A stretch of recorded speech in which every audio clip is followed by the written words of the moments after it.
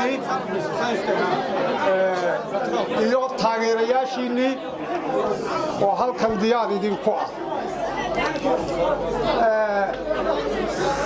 waxaan halkan ka maqlayay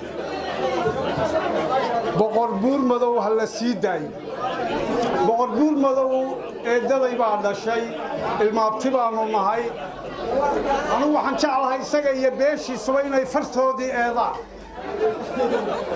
fartoodii eedaano isaga iyo kuwa kalo loo dhaalanayaba la xidhxidho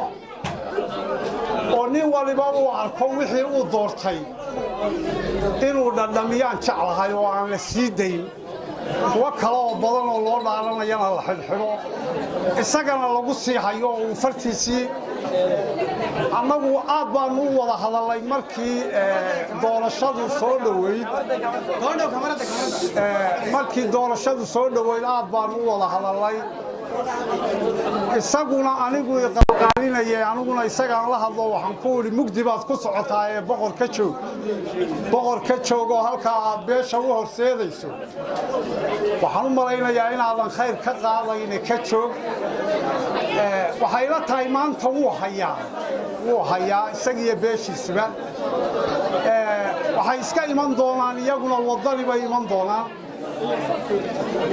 bay iman doonaan haddii laha idmo